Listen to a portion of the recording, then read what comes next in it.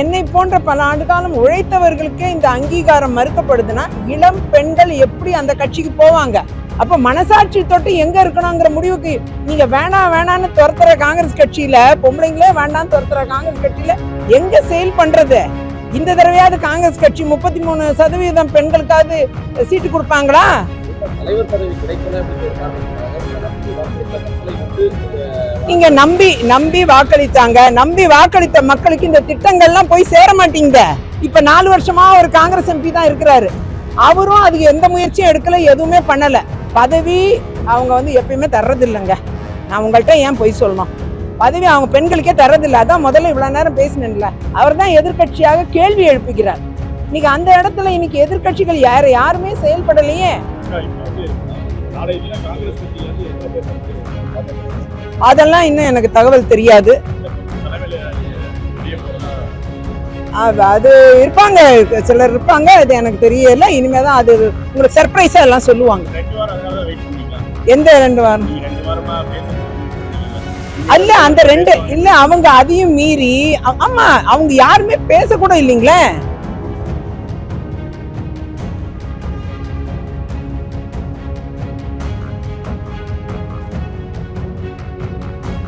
கடந்த 7 ஆண்டு காலமாவே அந்த ஒரு அங்கீகாரம் என்பது மறுக்கப்பட்டதாகவே இருக்குது. இப்போ என்னை போன்ற பல ஆண்டு காலம் உழைத்தவர்களுக்கே இந்த அங்கீகாரம் மறுக்கப்படுதுன்னா இளம் பெண்கள் எப்படி அந்த கட்சிக்கு போவாங்க? ஆனா பாரதிய ஜனதா கட்சியை பொறுத்தவரை நீங்க பாருங்க, பார்லிமெண்ட்ல எவ்வளவு எம்பிஸ் இருக்காங்க பெண்கள். நாடு முழுக்க எவ்வளவு பெண் எம்எல்ஏக்கள் இருக்காங்க. அவங்க நல்லபடியா கட்சிக்காக பணியாற்றணும், மக்களுக்காக பணியாற்றும் இடத்தில் இன்னைக்கு சிறப்பா வேலை பார்த்துட்டு இருக்காங்க. தலைமை பண்புகளோட செயல்பட்டு இருக்காங்க. பெண்களுக்கும் தலைமை பண்புகள் இருக்கிறது என்பதை உணர்ந்த கட்சி பாரதிய ஜனதா கட்சி. அதோடைய வெளிப்பாடு தான் என்னுடைய நிலைப்பாடுக்கு காரணம். அதனால்தான் நான் இன்றைக்கு பாரதிய ஜனதா கட்சியில் நான் இணைத்து கொண்டேன். பாரத பிரதமர் மோடிஜி அவர்கள் பெண்களுக்குண்டான இடஒதுக்கீட்டை சட்டமாக்கி இருக்கிறார். விரைவில் அமல்படுத்தப்படும் என்று சொல்லி இருக்கிறார். இஸ்லாமிய பெண்களை பாருங்க, முத்தலாக்கை இன்னைக்கு ஒழிச்சு கட்டியிருக்காரு. அது மட்டுமல்ல, இஸ்லாமிய பெண்களுக்கு சொத்தில் சம உரிமையை வாங்கி தந்திருக்கார். இன்னைக்கு இஸ்லாமிய பெண்களை வேற யாருக்கு ஓட்டு போட சொன்னாலும் போட மாட்டாங்க. அவங்க உறுதியாக பாரதிய ஜனதா கட்சிக்கு தான் ஓட்டு போடுவாங்க, தாமரையில் தான் ஓட்டு போடுவாங்க. அவங்க மனசை நீங்க மாத்தவே முடியாது. காலமா இன்னைக்கு இஸ்லாமிய பெண்கள் சொத்துல எப்படி அவங்களுக்கு உரிமை வழங்கப்படுது, சிறிய ஒரு பங்கு கொடுத்து அவங்கள அமுச்சு விட்டுருவாங்க. அந்த நிலைமை தான் இஸ்லாமிய குடும்பங்கள்ல இருந்தது. ஆனா இன்னைக்கு அவங்க 50% ஆஃப் த ப்ராப்பர்ட்டி அவங்களுக்கு தான். ஆண்களுக்கு இணையா அவங்க நடத்தப்படணும்ட்டு சட்டமே கொண்டு வந்துட்டாங்க. அப்படியெல்லாம் பெண்கள் வாழ்க்கையில ஒரு பெரிய மாற்றத்தை கொண்டு வந்த பாரதிய ஜனதா கட்சியும் பாரத பிரதமரும் தான் பெண்கள் மனதில் இருக்கிறார்கள். அப்ப பெண் உறுப்பினர்களா இருக்கக்கூடிய எங்கள் மனதிலும் இருக்கிறது தானே நியாயம். அப்ப மனசாட்சி தொட்டு எங்க இருக்கணுங்கிற முடிவுக்கு நீங்க வேணான்னு துரத்துற காங்கிரஸ் கட்சியில, பொம்பளைங்களே வேண்டாம் துரத்துற காங்கிரஸ் கட்சியில எங்க செயல் பண்றது? இந்த தடவையாவது காங்கிரஸ் கட்சி 33% பெண்களுக்காவது சீட்டு கொடுப்பாங்களா? தலைவர் பதவி கிடைக்கல அப்படின்ற ஒரு காரணத்துக்காக உங்களை நம்பி வாக்களித்த மக்களை விட்டு நீங்க நம்பி வாக்களித்தாங்க. நம்பி வாக்களித்த மக்களுக்கு இந்த திட்டங்கள்லாம் போய் சேர மாட்டீங்க. எப்படி கொண்டு சேர்க்கிறது? அப்ப கொண்டு சேர்க்கணும்னா நான் அது நிறைவேற்றின கட்சியோட இருந்து, பாரதிய ஜனதா கட்சியோட இருந்து பயணிச்சாதான் அதை கொண்டு சேர்க்க முடியும். நீங்க குறிப்பா கன்னியாகுமரி மாவட்டத்தை எடுத்துக்குங்க. அங்க நாற்கரை சாலை இதுவரை போடவே முடியல. எந்த எம்பியும் பண்ணல. இப்ப 4 வருஷமா ஒரு காங்கிரஸ் எம்பி தான் இருக்கிறாரு. அவரும் அதுக்கு எந்த முயற்சியும் எடுக்கல, எதுவுமே பண்ணல. இந்தியாவிலேயே நகாய் சாலை, நாற்கரை சாலை இல்லாத ஒரே பார்லிமெண்ட், ஒரே டிஸ்ட்ரிக்ட் கன்னியாகுமரி தான். அதெல்லாம் இங்க பாருங்க, பதவி அவங்க எப்பயுமே தர்றது இல்லைங்க. நான் உங்கள்கிட்ட ஏன் பொய் சொல்லணும்? பதவி அவங்க பெண்களுக்கே தர்றதில்லை. அதான் முதல்ல இவ்வளவு நேரம் பேசினேன்ல, அவங்க தரமா இருக்கிறாங்க, அது உண்மைதான். அது மட்டுமே காரணம் கிடையாது, அடுத்தது வளர்ச்சியும் கூட. நாட்டுக்கும் மக்களுக்கும் நன்மை அளிக்கக்கூடிய ஒரு கட்சியாக தமிழகத்தில் பாரதிய ஜனதா கட்சி வளர்ந்து வருவதை திரு அண்ணாமலை தலைமையில் நாம் கண்கூடாக பார்க்க முடிகிறது. அவர் தான் இன்னைக்கு எதிர்கட்சியாக இயங்குகிறார். அவர் தான் எதிர்கட்சியாக கேள்வி எழுப்புகிறார். இன்னைக்கு அந்த இடத்துல இன்னைக்கு எதிர்க்கட்சிகள் யாருமே செயல்படலையே. ஆகையால அவரோட தலைமையில் இன்னைக்கு தமிழ்நாடு நிச்சயமாக பெரிய வளர்ச்சியை வாக்கு சதவீதத்திலும் பெறும் என்பது என்னுடைய ஆழமான கருத்து. அதெல்லாம் இன்னும் எனக்கு தகவல் தெரியாது. அது இருப்பாங்க, சிலர் இருப்பாங்க, அது எனக்கு தெரியல. இனிமேதான் அது உங்களுக்கு சர்ப்ரைஸா எல்லாம் சொல்லுவாங்க.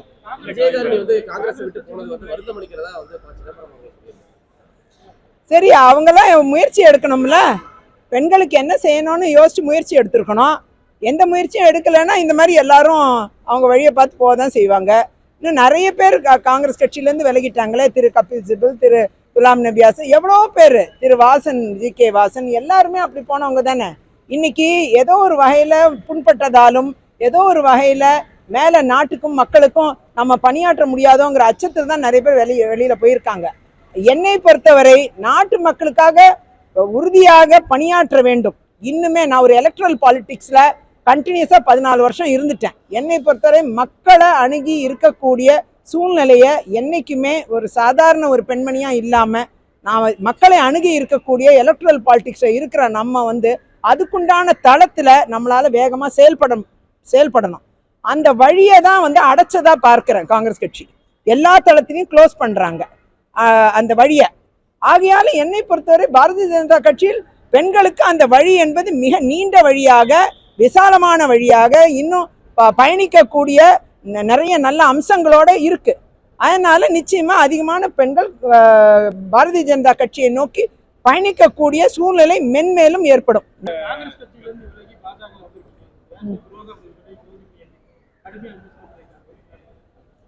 ஏங்க இத்தனை 34 வருஷம் 37 வருஷம் கட்சிக்கு வேலை பார்த்தேன். எனக்கு இவங்க செஞ்ச துரோகம். பாரதிய ஜனதா கட்சிக்கு நான் விலகி போறேன் நியூஸ் 2 வாரமா நீங்கெல்லாம் போட்டுக்கிட்டே இருக்கிறீங்க. அந்த நிலைமையிலையும் ஃப்ளோர் லீடர் எலெக்ட் ஆனவன் நான். அப்போ ஃப்ளோர் லீடரை தூக்கி யாரு கொடுத்தாங்க? எலெக்ட் ஆன எனக்கு கொடுக்காம இன்னொரு ஆளுக்கு கொடுத்துருக்காங்க இல்லையா? அப்போ ஒரு டைம்ல எலெக்ஷன் வச்சு பட்டியலில் எனக்கு கொடுக்கணும்னு நான் ரொம்ப சந்தோஷமா நான் வரவேற்றேன். ஆனா அதுக்கப்புறம் அதுல அவங்கள இன்னொரு இடத்துக்கு நகர்த்திட்டு ஒரு ஃப்ளோர் லீடர் என்னைய கொண்டு வந்திருக்கணும். ஒரு பெண்ணுங்கிறதுனாலே கொடுக்க மாட்டேன்னாங்க. இதுதான் நிலைப்பாடு, இதுதான் மனநிலை. புரிஞ்சுக்கணும் நீங்க. எந்த 2 வாரம்? அல்ல அந்த 2 இல்ல, அவங்க அதையும் மீறி ஆமா அவங்க யாருமே பேசக்கூட இல்லைங்களே. இன்னைக்கு பேட்டி கொடுக்குறாங்க, டிவியில பேட்டி கொடுக்குறாங்க. ஒரு ஃபோன் பண்ணலாம்ல, ஒரு ஃபோன் கால் கூட பண்ணல. அதுதான் ஆமா. அடுத்த இதுல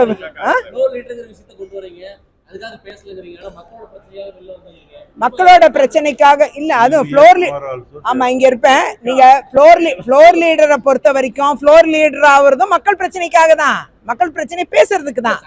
எதுக்குற விட்டா தானே சபாநாயகரை கேளுங்க எனக்கு எத்தனை சான்ஸ் கொடுப்பாருன்னு. அதாவது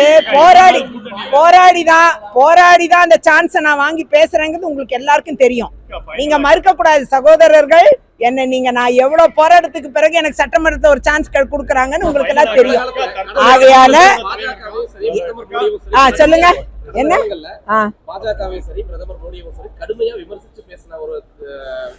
கிடையாது. என்னோட கிளிப்பிங்ஸ் எடுத்து கொடுங்க. இல்லையே, நான் இங்க பாருங்க, நான் காங்கிரஸ் ஆதரிச்சு பேசியிருக்கேன். இல்ல நான் அந்த நேரத்துல உள்ள நிலைப்பாட நிச்சயமா எடுத்திருக்கேன். அதெல்லாம் மாற்று கருத்துல நான் ஒரு ஸ்போக்ஸ் பர்சனா இருந்தவ. ஆனால் அதே நேரம் ஒரு தவறு நடக்கிறதுனா அதை தட்டி கேட்கிற இடத்துல நான் இருந்திருக்கேன் எப்பயுமே. ஓகேயா? அதனால இப்பயும் நீங்க என்ன மாறுபட்ட ஒரு ஆளா பாக்காதீங்க. தப்பு நடந்தா தட்டி கேட்பேன் எங்கனாலும். தற்போதைய காங்கிரஸ் தலைவர் செல்வபிரந்தன் என்ன சொல்லியிருக்காரு? நீங்க திரும்ப வருவீங்கன்னு பதிவு பண்றாரு. சேம் டைம் நீங்க போனனால ஒன்னும் பாதிப்பு இல்லைன்றாரு. காங்கிரஸ் சிறப்பா இருக்கின்ற. சரி, அது அவங்க நிலைப்பாடு. நான் அதை ஒன்னும் சொல்றதுக்கு இல்லை. அவர் இப்பதான் தலைமை பதவி ஏத்திருக்காரு. அவரை நான் விமர்சனம் பண்ணி பாவம் கஷ்டப்படுத்த வேண்டாம். அந்த வகையில அது அவங்க நிலைப்பாடு. அவங்க சொல்லிட்டு இருக்கட்டும், எனக்கு பிரச்சனை இல்லை. என்னை பாரதிய ஜனதா கட்சி என்னை ஆதரித்து எனக்கு நல்ல முக்கியத்துவம் கொடுத்து எனக்கு மரியாதை கொடுக்குறாங்க. அது மட்டுமல்ல, மக்கள் தளத்தில் பணியாற்ற எனக்கு வாய்ப்புகளை தருவாங்க. அதுவே எனக்கு சந்தோஷமானதா நான் பார்க்கிறேன்.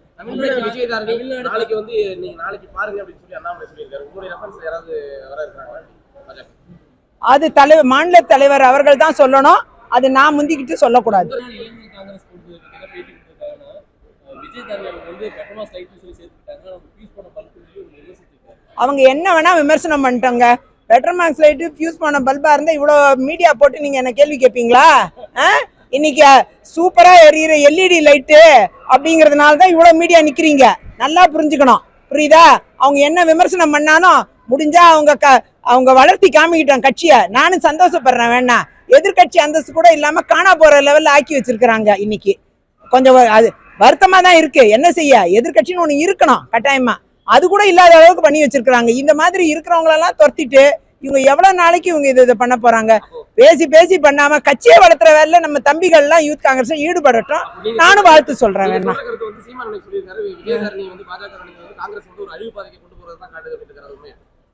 அழிவுப்பாதை பரவாயில்ல, அண்ணன் சீமான் நல்லா புரிஞ்சுக்கிட்டாரு. காங்கிரஸ் அழிவுப்பாதைக்கு போகுதுங்கிறது அவர் இப்ப ஒத்துக்கிட்டாரு. இதுபோன்ற செய்திகளை மேலும் தெரிந்து கொள்ள எங்களது யூடியூப், ஃபேஸ்புக் மற்றும் ட்விட்டர் ஆப்களை சப்ஸ்கிரைப் செய்யவும்.